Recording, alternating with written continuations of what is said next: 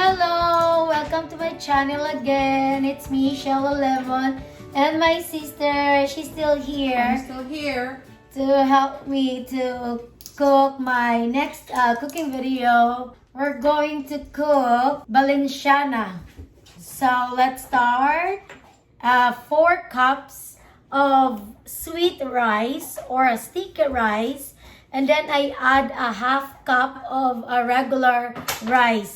So you could mix it. And we're gonna use chicken. You could use pork then po. But now I don't have pork, so I'm gonna use chicken. And I have on my fridge a cooked shrimp. But it's better the uncooked shrimp, right? Yung fresh talaga na shrimp. Yeah. And then I have a boiled egg. Pasensya na po. Yeah, mainly for garnishing, which is good. Yeah, garnishing or presentation mamaya after we cook. And then I have, what do you call this? Raisins. Raisins, or in Tagalog is pasas. And we have sweet peas. And we have a bell peppers, assorted color. And we have green onion. Or sibuyas dahon. Yan ba yan? And I have 1 tablespoon of garlic. And I'm going to use 1 shrimp cubes and chicken cubes. And I'm going to use olive oil. You will see later where I'm going to use this is olive oil.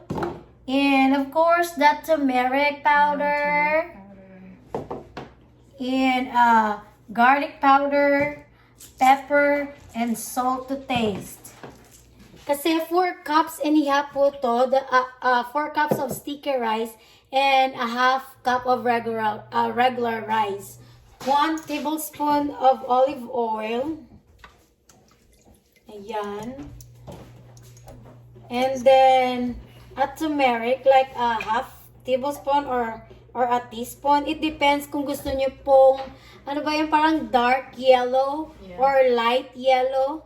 It depends sa inyo kung anong, kung preference niyo. Yeah, kung para sa inyo okay na. So like a teaspoon or half tablespoon. Yeah. Yep. And then lagyan na rin natin siya ng salt para may lasa na siya. Konti lang po kasi mamaya about a teaspoon of salt probably. And a teaspoon of garlic powder din po. And then a pepper. And then ihalo lang natin. So let's start. The sticky rice already cooked. Look at that. It's already yellow. Is that yellow? Yellow. Yeah. Okay. So we're going to use again coconut oil. So like a tablespoon. Then let's start saute the ingredients. The ingredients. So we're putting in our garlic.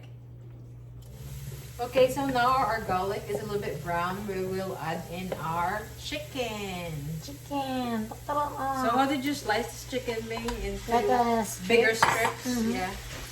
So slice it into strips.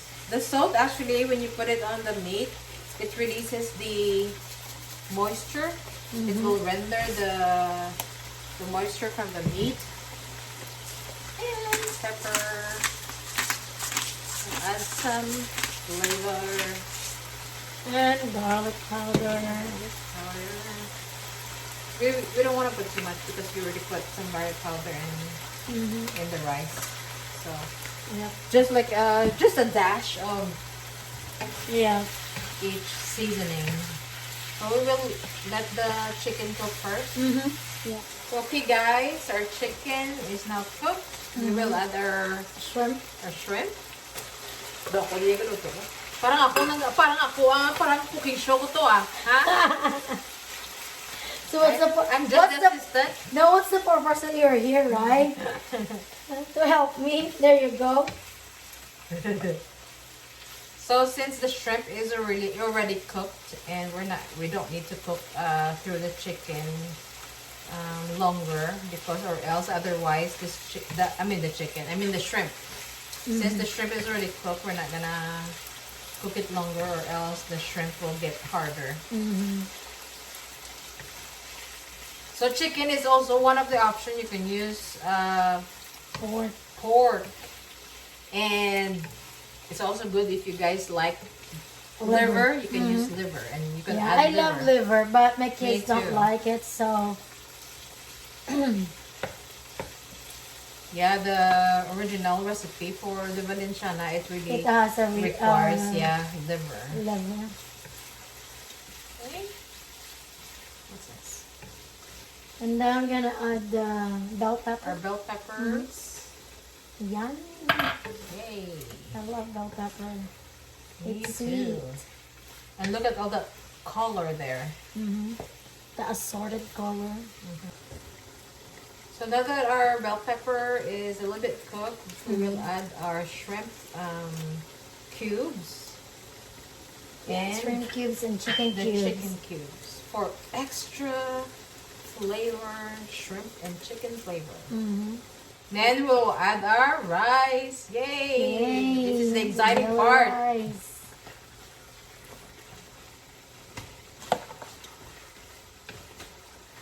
Wow, look at that. The colorful. Look at of that. Valencianna. See? Let's add our pasas.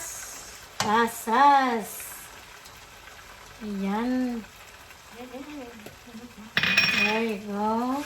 The pasas will add a little bit sweetness. Yes.